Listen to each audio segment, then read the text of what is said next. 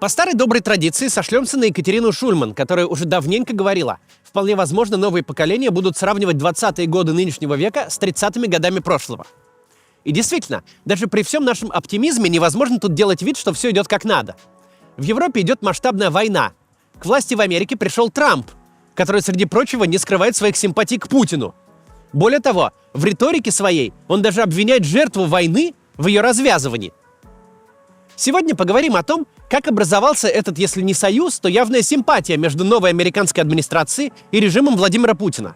Почему настолько непохожие системы идут друг другу навстречу.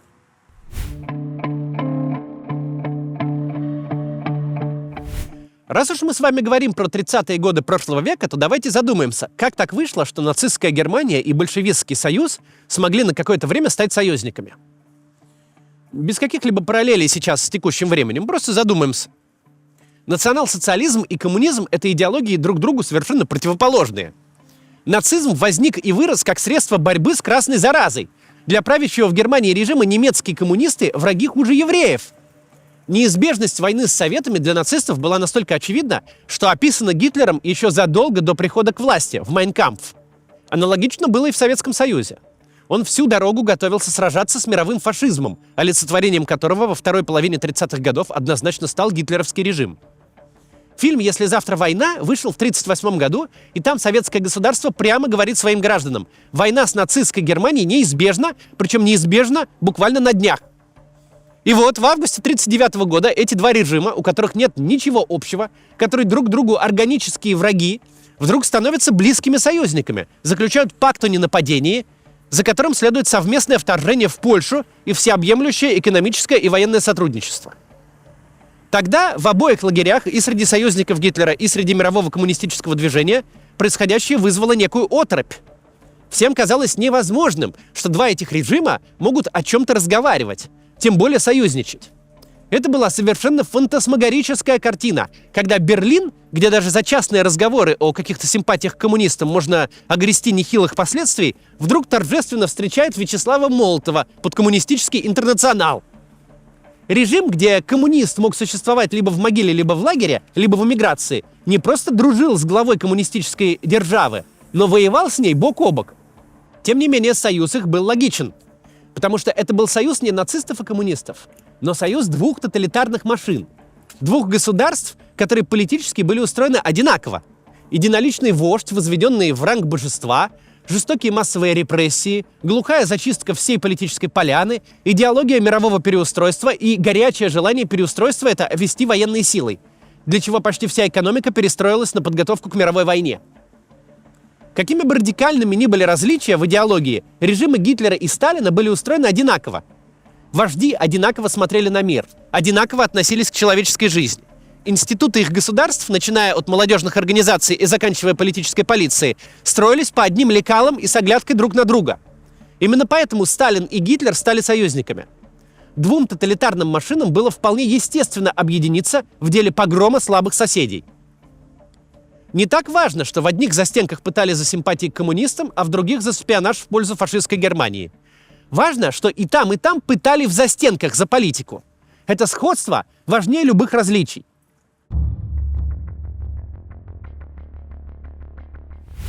Теперь перенесемся в наше очень непохожее на то время. Так вот, время-то хоть и не похожее, но история с тандемом Трампа и Маска и их необыкновенной симпатии к Путину вообще-то в чем-то похожа. Я думаю, не нуждается в пояснении тот факт, что эти фигуры в путинской системе просто не смогли бы появиться. Илон Маск — создатель технологической империи, претендующей на политическое влияние. Он оказался бы в эмиграции, в тюрьме или в могиле задолго до того, как с конвейера сошла бы первая Тесла, задолго до того, как первая ракета куда-то бы полетела. У нас даже грустная шутка такая популярная была в 10-е годы. Почему Илон Маск не смог создать бы в России SpaceX? Потому что еще отсиживал бы первый срок за PayPal. Равно как и Дональд Трамп тоже не мог бы существовать в путинской системе никак. Достаточно вспомнить, что он говорил сначала про действующую власть при Обаме, а потом при Байдене. В режиме Владимира Путина 0,5% от сказанного с запасом хватило бы, чтобы на шикарной шевелюре Трампа оказался бы ботинок спецназовца ФСБ. И Дональд Трамп, и Илон Маск стали теми, кем стали, только благодаря тому, что выросли в абсолютно противоположной Путину системе. В либеральной, демократической, политической модели, где права собственности и личности защищены законом. В модели Владимира Путина они даже не дожили бы до рождения каких-то политических амбиций. Их бизнесы гораздо раньше были бы перераспределены в пользу либо друзей руководства под дзюдо, либо среди троюродных племянников Рамзана Кадырова. В путинской России и Трамп, и Маск, конечно, могли бы рассказывать, как им зажимают свободу слова, как нужно урезать правительство в несколько раз, как нужно запретить власти вмешиваться в дела граждан. Могли бы. Но делали бы это единственно возможным способом – в письмах из колонии строгого режима. Все праволиберальные и либертарианские спичи Трампа и Маска про невмешательство государства в бизнес, про дерегуляцию, про максимальное сокращение бюрократического аппарата, про абсолютную свободу слова – все эти идеи свободного предпринимательства вне всякого государственного контроля, они же настолько поперек путинской системе, что дальше просто некуда. Где вся эта либертарианская утопия и где Россия? Страна, где из статей за слова уже можно собрать отдельный уголовный кодекс, где за твиты, посты, комментарии, ролики на Ютубе сроки дают больше, чем за убийство, где абсолютно все СМИ с повесткой, отличной от официальной пропаганды, либо закрылись, либо вещают из-за границы. Какая либертарианская утопия в стране, где весь крупный бизнес либо государственный, либо окологосударственный, где государство занимается всем на свете, от добычи нефти и авиаперевозок до банкинга и розничной торговли, где доля государства в ВВП за время правления Путина удвоилась, превысив 50%, где за последние 2 года раскулачивание и отъем предприятий стали распространенной практикой, где суды послушно штампуют решения об отъеме собственности по первому требованию прокуратуры. Это выглядит как минимум безумно. Одновременно рассказывать, что американское государство раздуто и неэффективно, что в нем чрезмерно много правил, законов и регуляций, и при этом страстным взглядом смотреть на путинскую Россию, где добрая четверть трудоспособного населения работает на государственных предприятиях или в бюджетных учреждениях, получает зарплату в государственный Сбер, тратит деньги в сети «Магнит», принадлежащей государственному ВТБ, ходит в интернет через государственный Ростелеком, летает государственным Аэрофлотом. В России SpaceX не мог бы существовать даже в теории, потому что никто частников в стратегическую аэрокосмическую отрасль никогда бы не пустил. Даже представить себе такого нельзя. В России государство стремится регулировать любую активность, хоть индивидуальную, хоть предпринимательскую. Такая страна, казалось бы, может быть для либертарианца только примером, как жить нельзя. Для Трампа и Маска симпатия к путинской России вроде бы то же самое, что для снеговика пожелание провести отпуск в Дубае. Их взгляды режиму Путина противоположны примерно во всем. В режиме Путина такие персонажи не то что не выжили бы, даже бы не родились. Но вот тут мы и подходим к мрачной параллели нынешнего времени с концом 30-х. Трампа, Маска и Путина роднит одинаковый взгляд на мир, природу власти и закона. Этого достаточно. Все остальное детали, причем не такие уж и важные. Сейчас все это обсудим, это интересно.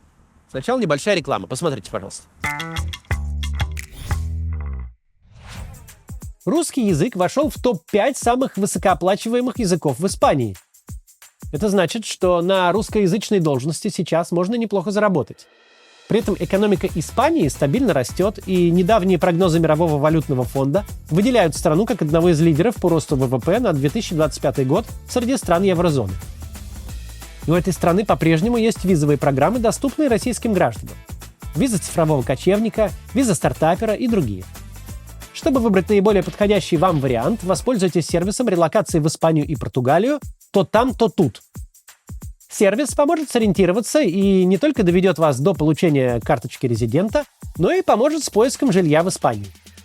Вам не придется бесконечно искать всю информацию в интернете. Эксперты «То там, то тут» предоставят пошаговый план и актуальные рекомендации, учитывая все изменения в законодательстве. Сервис возьмет на себя все бюрократические хлопоты, от составления списка документов до решения вопросов с перевозкой животных. Уже более 600 человек и 80 питомцев успешно релоцированы благодаря «То там, то тут». Все абсолютно прозрачно, понятно и предсказуемо. Работа идет строго по договору, а если вам вдруг откажут в ВНЖ, сервис «То там, то тут» вернет деньги в полном объеме. Хотя вероятность отказа невелика. Сейчас статистика одобрения 99%. Такой процент достижим благодаря политике честности компании. Если у вас нет шансов получить ВНЖ, вам так об этом прямо и скажут. Записывайтесь на консультацию с промокодом КАЦ. Вам подробно расскажут о доступных визовых программах и условиях переезда, а также проанализируют ваши потребности и подскажут, как лучше всего подготовиться к процессу. Сможете задать любые вопросы. Консультация бесплатна и не обязывает вас к дальнейшему сотрудничеству. А еще промокод CATS даст вам скидку до 100 евро на услуги сервиса. Ссылка в описании. Продолжим. Дональд Трамп, как его неофициальный коллега по тандему, совершенно искренне презирает любое писаное право. Они не очень пытаются скрывать, что в их картине мира правила и законы существуют лишь для бедных, слабых и больных. Что сама природа власти заключается в том, что богатые и сильные делают, что хотят, а слабые подчиняются. Причем касается это как взаимоотношений внутри общества, так и международных отношений. Нафига, например, вы доколебались до трансгендеров? Почему в вашем, господа либертарианцы, мире государству должно быть дело до того, какой гендерный маркер стоит у человека в паспорте? Что за крестовый поход против доли процента граждан, которые не представляют ни для кого никакой опасности? На вопрос этот нет рационального ответа. Но есть и реальный. Потому что могут.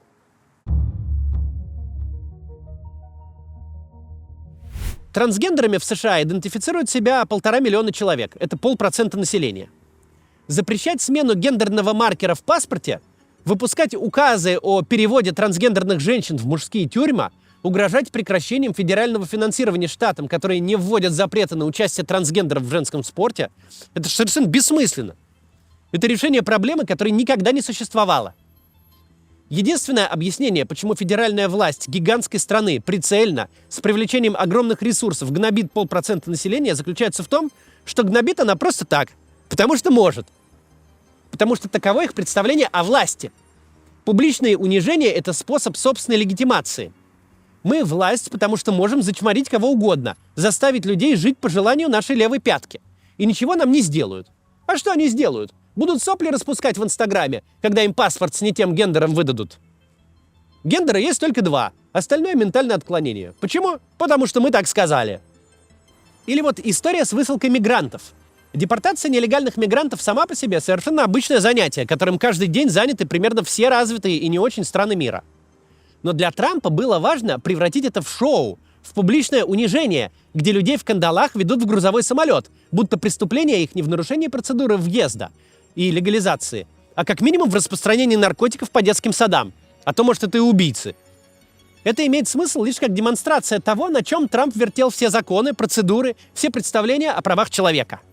Его представление о лидерстве заключается в том, что каждого он может раздавить как букашку, и никакой бумажкой эта букашка не прикроется.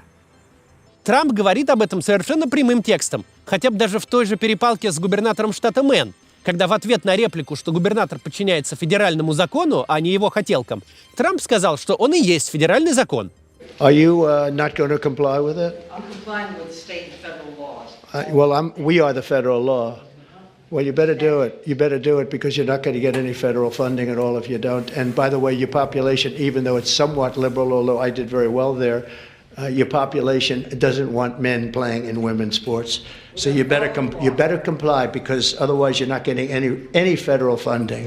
Власть, которая вынуждена действовать по закону, оборачиваться бумажками, идти на компромиссы, с кем-то договариваться и учитывать чьи-то интересы и права, это, мол, вообще не власть, это слабаки. Трамп демонстративно игнорирует законы. Вы, например, знаете, что у Илона Маска нет вообще никакой официальной должности.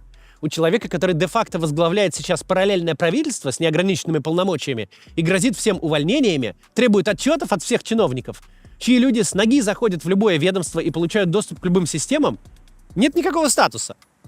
Он не является государственным служащим, не подпадает ни под какие ограничения, которые есть у чиновников, продолжает возглавлять свои многочисленные бизнесы, что было бы совершенно исключено для государственного служащего.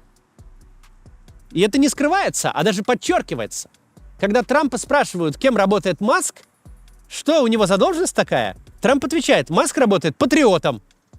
Маск – проводник воли Трампа. Его полномочия берутся не из закона, не из какого-то формального статуса. Его полномочия берутся из воли Трампа. Возможность наделять кого-то неограниченной властью своим единоличным решением, безо всякого законного оформления – это и есть представление Трампа о власти. Власть – это когда ты закон. При нынешнем контроле над парламентом Трамп способен провести почти любую инициативу, может почти каждому своему решению придать правовое оформление. Но тогда, с его точки зрения, это будет не власть. Власть — это не лояльный парламент, который проводит нужные тебе законы. Власть — это когда первая пришедшая в голову идея с утра становится законом вечером.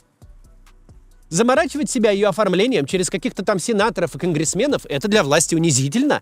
Это демонстрация того, что ты от этих букашек с бумажками в Конгрессе зависишь. На уровне международных отношений эта схема повторяется с точностью до запятой. Последовательный наезд на Канаду, Мексику, Панаму и Данию, на главных и самых верных союзников США — идея не просто бесполезная, но катастрофическая. Причем катастрофическая прямо для текущей администрации и в краткосрочной перспективе. Без разницы, какие проблемы с рейтингом были у Джастина Трюдо. Но когда посторонний президент тут карты перерисовывает, а его олигарх вашего премьера обзывает девочкой и губернатором Канады, то ралли вокруг флага случается неизбежно, автоматически. И тогда недружественная вам политическая сила, которую вы обхамили, получит такой буст поддержки, о котором не смело и мечтать. Но это не важно, потому что для Трампа в принципе отсутствует концепция союзнических отношений, в которых США, например, несут ответственность за мир в Европе, потому что Европа — один из важнейших экономических и политических партнеров Соединенных Штатов. Концепция партнерства, где обе стороны приносят друг другу пользу, открывают свои рынки, покупают товары и услуги, взаимно инвестируют, поддерживают во внешней политике, где обе стороны должны чем-то жертвовать, обе стороны должны, вопреки своим сиюминутным интересам, партнеру помогать, этих идей в мире Трампа нет. Для Трампа существует лишь идея права сильного. Есть страны сильные, есть страны слабые. Слабые должны подчиняться сильным. Никакого партнерства между тем, кто может захватить, и тем, кого могут захватить, быть не может. Какие союзнические отношения могут быть с Данией? С каких позиций и какие переговоры она может вести по Гренландии? Понятно, что Трамп может захватить Гренландию силой, и ему за это ничего не будет. Понятно, что никаким образом 6-миллионная Дания, потратя она сколько угодно на оборону острова, со Штатами бодаться не сможет. Понятно, что Штатам никто и ничего за захват острова не сделает. Партнерство — это учет взаимных интересов. У Трампа, видимо, абсолютно не укладывается в голове идея учитывать интересы того, кому можно безнаказанно прописать кулаком в лицо и закончить на этом любые переговоры. Что Трамп, что Маск без конца клеймят либеральное мироустройство. А что такое либеральное мироустройство? Это как раз право слабого против сильного. Сотрудник не того цвета кожи, религии, сексуальной ориентации, гендерной идентичности, да или вообще, который просто не понравился, бесконечно слабее своего работодателя. Даже если этот работодатель автосервис на 5 сотрудников, не говоря уже о большой корпорации. Но его не получится просто так уволить, унизить, создать ему опасные и невыносимые условия труда. Потому что либеральное мироустройство. Потому что у него есть набор прав, закрепленных законом, которые будут защищены государством и судами. И гигантский, богатейший General Motors вынужден строить корректные отношения даже с самым последним своим слесарем. Ведь в противном случае этот слесарь подтащит богатого и сильного работодателя в суд, и там выиграет. Тоже в семейных отношениях. Среднестатистический мужчина сильнее среднестатистической женщины. Среднестатистический мужчина может любые семейные проблемы, конфликты и дискуссии завершать в свою пользу простыми побоями. Как и было на протяжении большей части истории человечества. Но современное либеральное мироустройство предполагает, что на страже тех, у кого кулаки поменьше, на страже женщин и детей стоит закон. Что никого нельзя бить просто потому, что ты можешь. На этой же идее стоит и международная политика. Вот есть, например, условный Люксембург. Население менее 700 тысяч. Площадь 2500 километров. Армия 900 человек. Зажат между Германией, Францией и Бельгией. Каждая из этих стран, даже небольшая Бельгия, способна захватить Люксембург полностью не за 3 дня, а за 3 часа. Сказать, что за этим последуют какие-то физические санкции, нельзя. Сложно себе представить, что Франция пойдет воевать с Бельгией или Германией за Люксембург. В каком бы плачевном состоянии не был Бундесвер сейчас, уж с задачей задавить один пехотный батальон он точно справится. Почему подобных вторжений не происходит? Потому что существует международное право, то самое либеральное мироустройство. Мы не двигаем границы и не захватываем соседей. Даже у самого слабого твоего соседа есть право на суверенитет. Нельзя никого захватить просто потому, что технически это возможно. Это противоречит всей предыдущей логике жизни человечества, когда Бог на стороне больших армий, и никакой бумажкой, никаким договором, никаким правилом ты войска не остановишь. Человечество в 20 веке заплатило чрезвычайно кровавую цену за наглядное доказательство. Нельзя просто взять и побить слабого потому, что ты сильнее. Но Трамп исходит из совершенно противоположной логики, чего не скрывает. Он исходит из логики: а что ты мне сделаешь? Захочу, высажу десант в Гренландии и перепечатаю глобусы. Что мне до бумажек, гарантирующих суверенитет Дании? Как они меня ограничивают, если никто не пойдет за те территории воевать? Либеральное мироустройство — это идея о том, что государство, пусть даже самое мелкое и незначительное, пусть даже Тувалу, имеет те же права, что и огромные США. Что эти государства могут говорить на равных. Для Трампа же существуют только иерархические отношения, только подчиненность. Причем подчиненность, где он самый главный в Америке, где он карает и милует по своему разумению. А Америка — самое главное в мире. Думаю, вам уже стало понятно, к чему я веду. Если в этом описании заменить Трампа на Путина, не изменится вообще ничего. Правила, мол, для слабых, бедных и больных. А я делаю то, что делаю, потому что могу. Что в логике Трампа, что в логике Путина, Украина виновата в войне. Не потому что Трамп агент Путина, а потому что Украина — это слабый, который вдруг решил не подчиниться сильному. Который вдруг решил, что какие-то бумажки, какие-то меморандумы, соглашения и мифические представления о неприкосновенности границ дают ему право что-то о себе думать, права качать и вообще рот свой открывать. С точки зрения Трампа, Украина как вредный старикан, который не хочет продавать свой дом, чтобы освободить место для новой башни. Для Трампа выглядит логичным, что от вежливых разговоров надо переходить к настойчивым и невежливым. А если не помогут и они, то в гости к старику придут молодые спортивные ребята и поговорят с ним иначе. Потому что не ему с его сараем мешать грандиозным планам крутых чуваков. Право собственности у тебя? Ну, травматологу расскажешь потом о своих правах собственности. Неприкосновенность границ? Ну вот прикоснулись, ну вот перешли. И чё?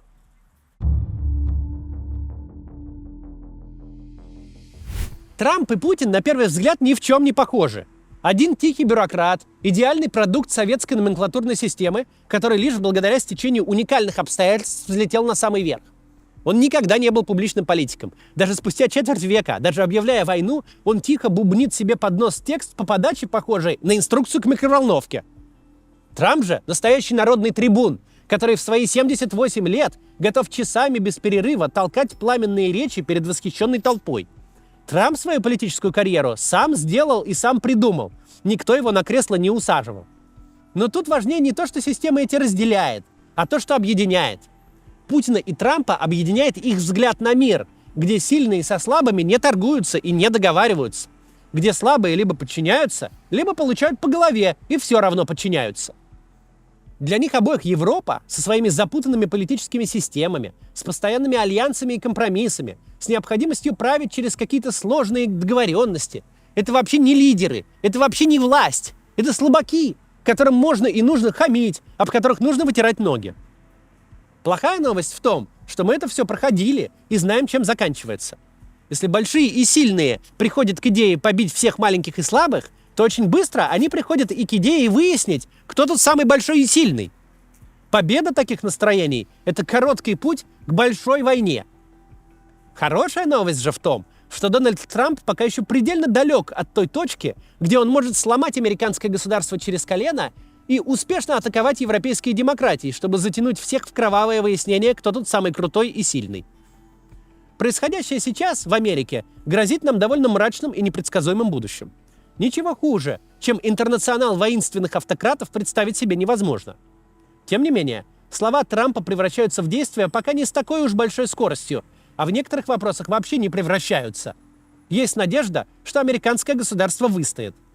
До завтра.